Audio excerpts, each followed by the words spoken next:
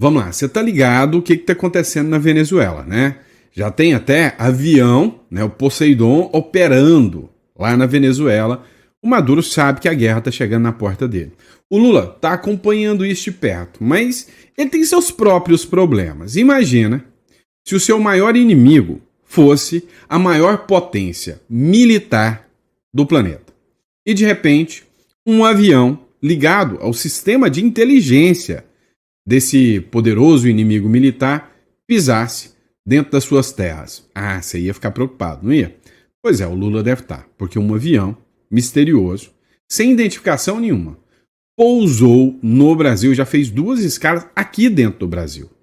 E tá deixando o governo Lula maluco. E vou te contar um segredo. Esse avião, ele tem uma função especial, uma operação especial, para carregar determinados tipos de pessoas. Fica até o final desse vídeo que eu vou te mostrar quem pode ter sido transportado ou quem é transportado nesse tipo de operação. Outro assunto que eu quero falar com vocês olha, é inequívoco que o Donald Trump está exercendo uma pressão sobre o judiciário total. Toda a América Latina, todo o judiciário esquerdista está sofrendo pressão. Acabou de sair uma decisão do judiciário, depois da pressão dos Estados Unidos, mandando liberar o ex-presidente que estava em prisão domiciliar. Depois de uma publicação do Marco Rubio, também é tema desse editorial. Fica aí para você entender tudo isso que está acontecendo, tá? Óbvio, né, que a gente vai falar, né, dos navios e do Poseidon, né, com a informação do Ivan Kleber, que já estão na Venezuela. E se der tempo, nesse editorial ainda, vamos falar do Flávio Dino tendo que recuar da pressão do Homem-Laranja, ou seja, dos norte-americanos.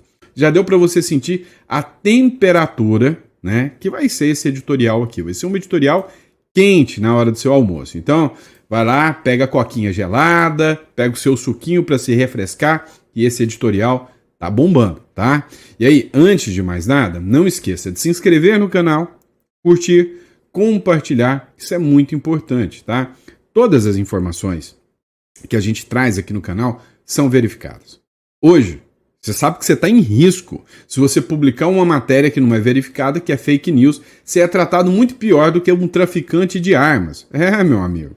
Ou se você, às vezes, publica até alguma piadinha sem graça de alguém aí, você pode pegar uma indenização de 1,5 milhão.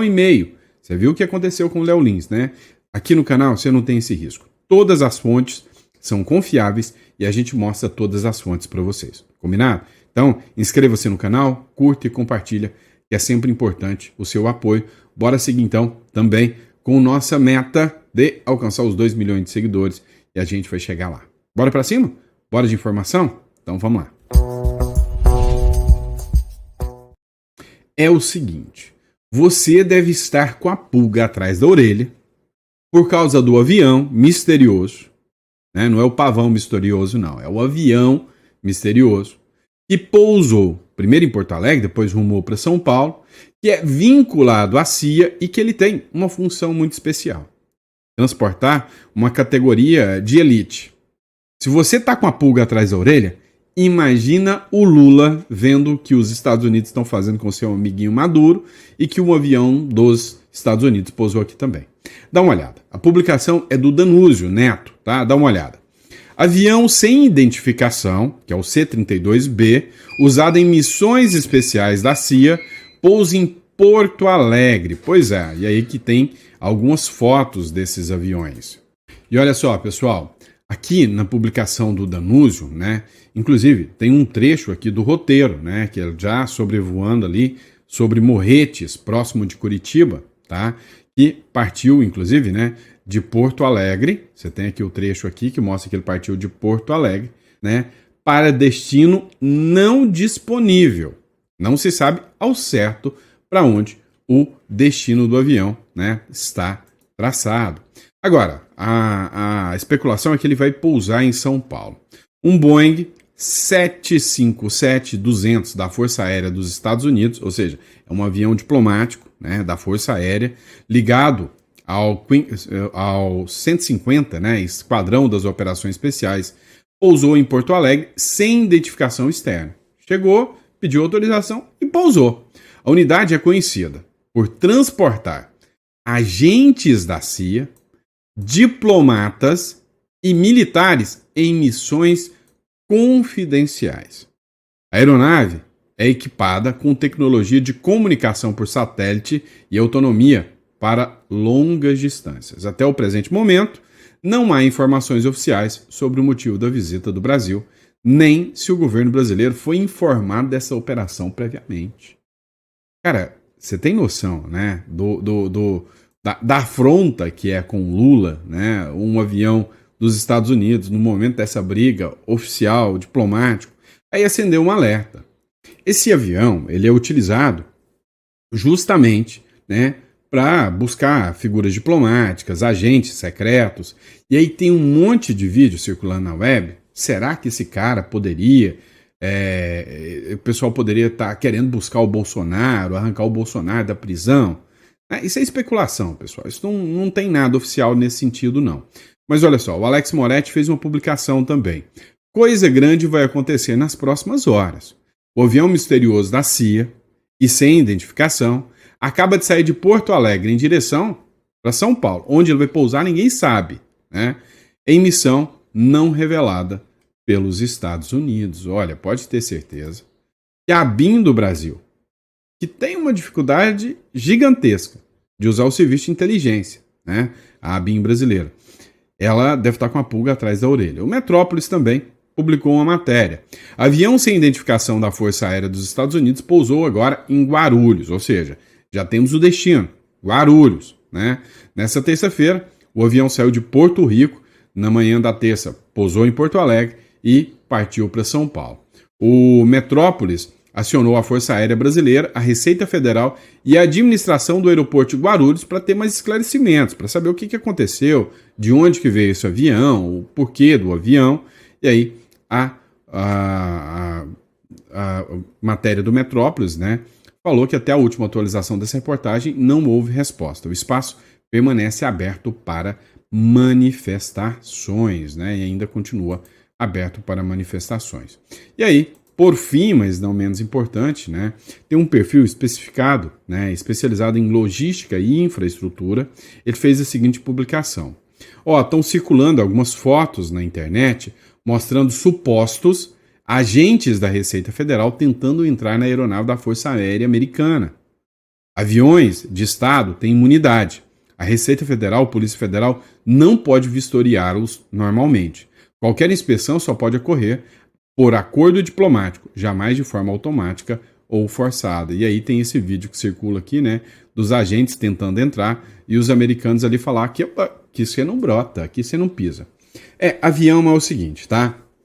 O avião, ele é considerado uma extensão do território do país.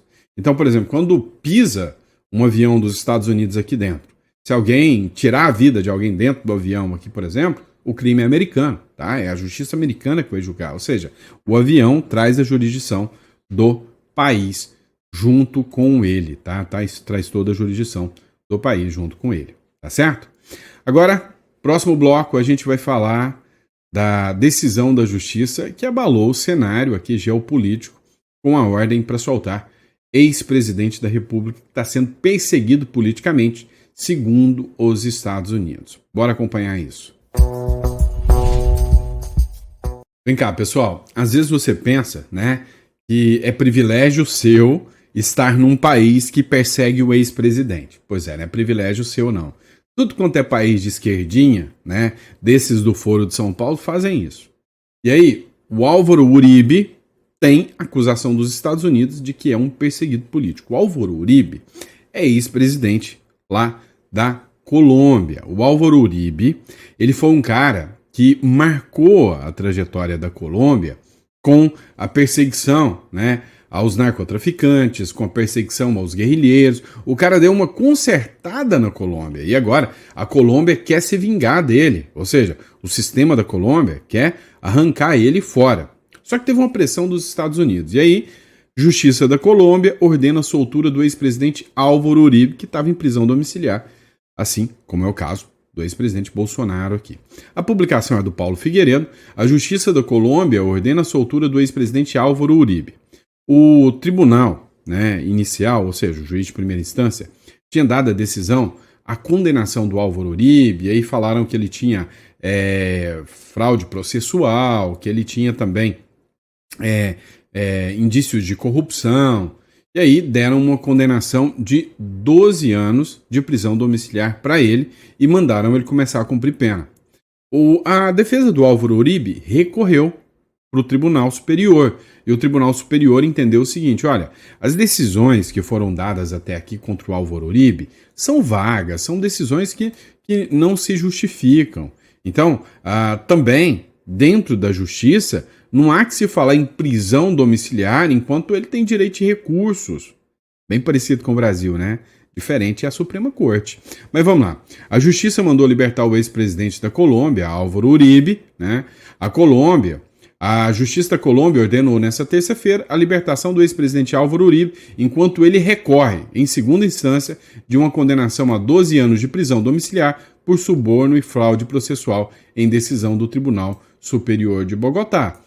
Só que aqui que eles falam que suborno e fraude processual é eleitoral, tá? E isso aqui é um argumento que não convenceu muita gente. Muita gente fala que é uma perseguição descarada porque não tem prova nenhuma nesse sentido, tá? O Marco Rubio critica a condenação de Uribe na Colômbia e fala em precedente perigoso. A fala do secretário de Donald Trump evidenciou uma Casa Branca cada vez mais crítica a tribunais da América Latina, incluindo o Brasil, após o avanço do processo contra o ex-presidente Bolsonaro. E aí tem a fala aqui, né, do Marco Rubio, que em publicação na rede social X, Rubio afirmou que o único crime do ex-presidente colombiano Uribe foi lutar e defender incansavelmente a sua pátria e classificou o julgamento como uma instrumentalização do judiciário colombiano por juízes radicais, ou seja, algo, né, bem semelhante ao que acontece aqui no Brasil também.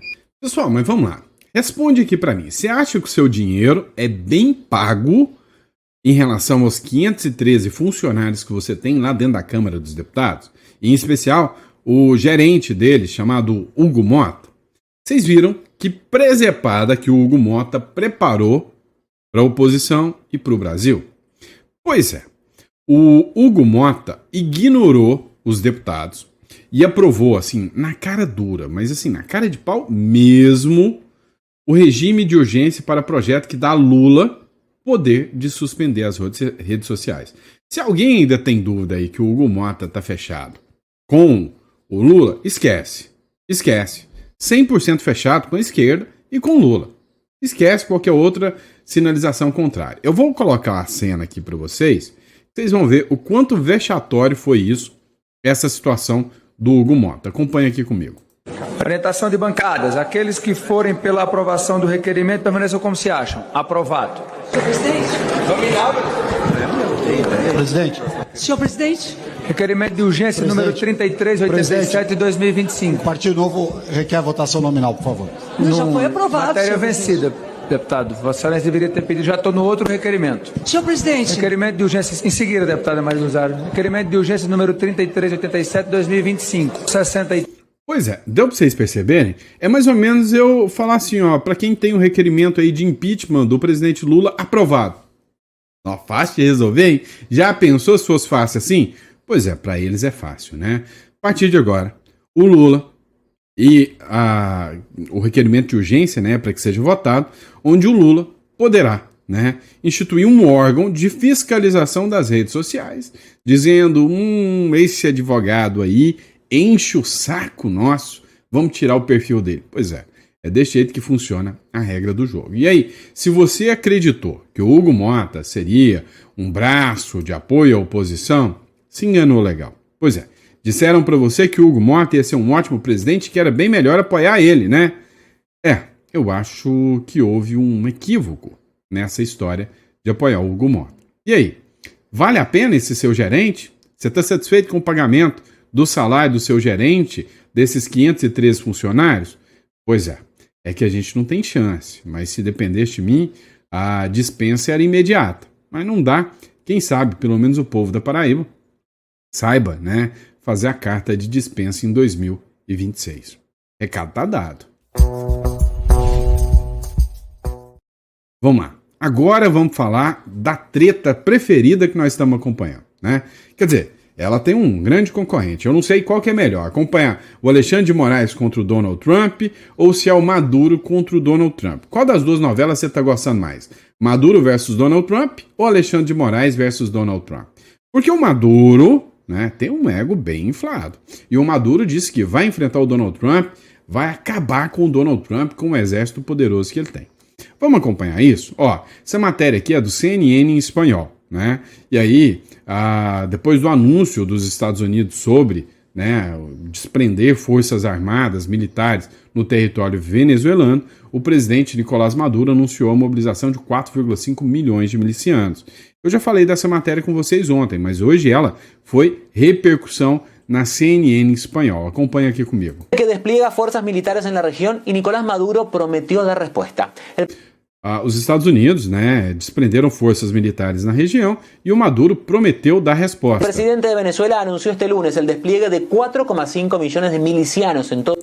E o presidente Maduro prometeu, né, que tem mais ou menos 4 ou 5 milhões de milicianos para defender a Venezuela. E a revelação que eu vou fazer sobre isso vai te deixar chocado. El territorio nacional y minimizó las amenazas a la paz del país, tal como la llamó. E aí ele minimizou, né, as ameaças dos Estados Unidos e chamou isso, né, de um ataque à paz, né, do país.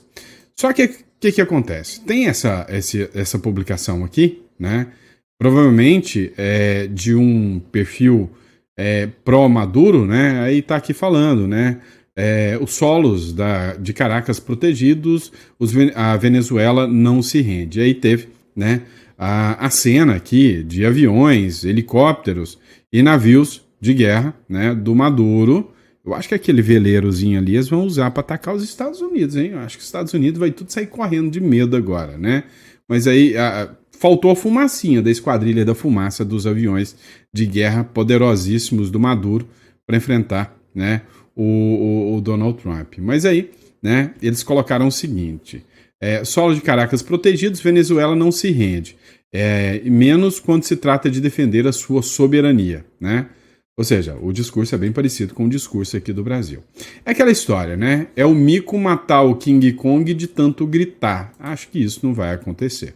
Agora, o resultado é o seguinte: Venezuela já está tendo incursões dos americanos lá. Dá uma olhada nessa publicação aqui do Ivan Kleber, que é correspondente de Londres.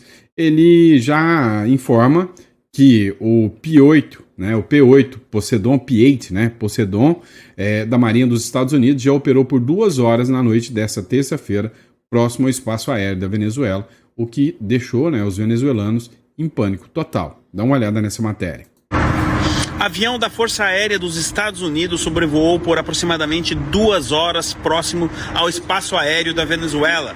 O P-8 Poseidon, que é conhecido por justamente trabalhar na coleta de informação e inteligência, fez a operação na noite desta terça-feira. Veja uma imagem do registro desta operação. Lembrando que na tarde desta quarta-feira, dia 20, pelo menos 3 navios de guerra dos Estados Unidos devem chegar na região. E ontem, na tarde de terça-feira, a porta-voz da Casa Branca declarou que a administração Trump está disposta a usar todos os meios para combater o narcotráfico na região. Eu sou Ivan Kleber, falo diretamente de Londres, no Reino Unido, e hoje é quarta-feira, dia 20 de agosto de 2025. Muito obrigado pela audiência. Estou vendo que o Ivan Kleber está meio perdido, que nem eu no tempo, né? Dia 20 de agosto, né? Também fico perdido. Mas como ele falou, os navios americanos, provavelmente hoje, já estão brotando lá na costa da Venezuela, tá? Ou seja, o recado é claro, é para pegar os narcotraficantes, os narcoditadores da Venezuela, dos quais os próprios Estados Unidos declara que o líder é o Maduro. E ninguém, até agora, teve coragem de fazer uma nota de repúdio aos Estados Unidos em favor da Venezuela. Quem será o primeiro? Será que é o Lula? Será que é o Petro? Quem fará uma nota em defesa do Maduro? Duvido que alguém faça, né? Aí o Correio Brasiliense fez uma publicação também. Navios militares dos Estados Unidos se aproximam da costa da Venezuela. O governo dos Estados Unidos enviou nessa terça-feira 3 navios militares para a costa da Venezuela, com a justificativa de enfrentar o tráfico de drogas dos cartéis da América Latina em águas internacionais. Os navios destroyers de mísseis guiados chamados USAGs devem chegar até a região norte nessa quarta-feira, segundo a CNN. Ao ser questionada se o governo norte-americano enviará soldados para a eventual invasão, a Casa Branca afirmou que mantém todas as opções sobre a mesa. Interessante, né? O presidente Trump tem sido muito claro. Eu vou até colocar aqui para vocês, ó. Diz o seguinte: o presidente Trump tem sido muito claro e consistente. Ele está preparado para usar todos os elementos de poder dos Estados Unidos para frear o fluxo de drogas para o nosso país e para levar os responsáveis à justiça, declarou a Caroline Leavitt, né, sobre o ditador Nicolás Maduro. Agora, quando você para pensar o tamanho da maldade desses caras, é porque você ainda não viu esse vídeo de No Centro do Poder.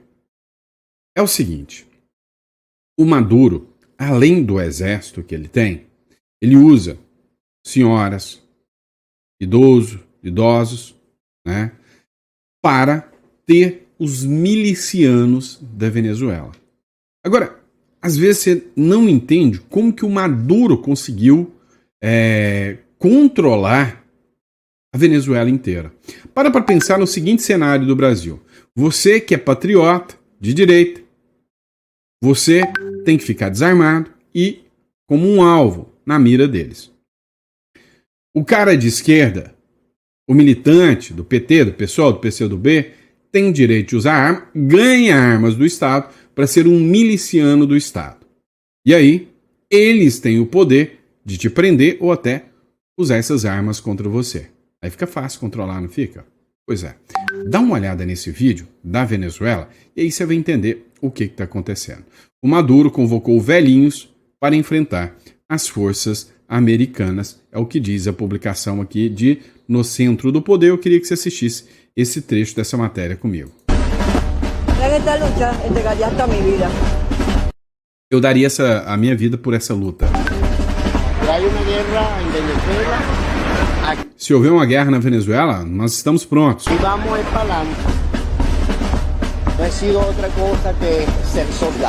Nunca fui outra coisa além de ser um soldado. Esta é a Milícia Nacional Bolivariana da Venezuela. É uma força reserva que conta com 2 milhões de voluntários civis. Olha só, o Maduro falou que ia usar 4,5 milhões de milicianos. Esses são 2 milhões de voluntários civis. Você é petista, você se inscreveu, ou melhor, você é bolivariano lá, né? Você se inscreveu. Você ganha uma arma e você agora é um braço direito do governo, do Estado, para controlar os outros, né, que estão contra o Estado. Deu para entender a regra do jogo? Pois é, o Maduro falou que tinha 4 milhões e meio. Aqui fala que tem 2 milhões. Vamos ver o que vai ser o resultado. Já é a maior força armada do país. Eles fizeram um juramento para defender a Venezuela em caso de ataque. Se hicieran una intervención venezolana, nosotros saldríamos a responder por nuestro Se houver uma intervenção, nós vamos defender o nosso país, o nosso povo. pueblo. Nosotros no nos vamos a dejar que ningún país extranjero Nós não vamos deixar nenhum país estrangeiro vir aqui nos humilhar. nos venga a humillar. Porque para eso nosotros somos venezolanos de este país de nosotros. Somos venezuelanos e esse país nos pertence. A milícia foi fundada em 2007 pelo então presidente Hugo Chávez. Mas eles agora estão no centro das atenções por causa de declarações como esta. We have many options for Venezuela, including a possible Temos muitas opções para a Venezuela, incluindo uma possível ação militar. Esse vídeo é antigo do Donald Trump, não é original, não é de agora, tá? Eu já acompanhei aqui esse vídeo do Donald Trump. Esse vídeo também é de quando o Donald Trump fez a primeira ameaça de agir contra a Venezuela, mas não agiu, tá? military option. Sino preparándonos para hacer la guerra de diferentes formas. Nós estamos nos preparando para a guerra de diferentes formas. Nosotros tenemos tiradores expertos. Hemos recibido Nós temos atiradores especiais. Treinamento também dos cubanos, hemos recibido treinamento dos chinos. Nós tivemos treinamento dos cubanos, dos chineses e dos nicaragüenses. Pois é, pessoal. Então, assim, a gente tem hoje isso ainda existente. Esses são os milicianos que o Maduro falou. Ele vai pôr o povo de esquerda da Venezuela para lutar. É justo isso? Você acha que eles se preocupam com o seu povo? Será que esse pessoal socialista, comunista, preocupa com o seu povo? A resposta você sabe. É não. É não. E por falar nisso, você viu essa matéria do Estadão aqui com críticas ao Flávio Dino? Olha o que a matéria fala. Ministro do STF erra na forma e no conteúdo, ao tentar proteger Alexandre de Moraes dos arreganhos de Trump, gerando imensa insegurança jurídica no setor bancário brasileiro. Ora, seria novidade para alguém que, se tivesse uma decisão do Flávio Dino nesse sentido, os bancos iam tomar um prejuízo gigantesco? Claro que não. E aí, mesmo sabendo dos resultados, eles tomam a decisão. Dá uma olhada nessa matéria da CNN. Terceiro da decisão do ministro Flávio Dino de que as leis estrangeiras não se aplicam aos brasileiros de forma imediata, como isso provocou ruídos no mercado financeiro. As ações das principais instituições do Brasil, dos principais bancos, despencaram ao longo do dia. Fernando Nakagawa. Márcio, o ministro do Supremo, Flávio Dino, fez um verdadeiro strike nas ações do setor bancário.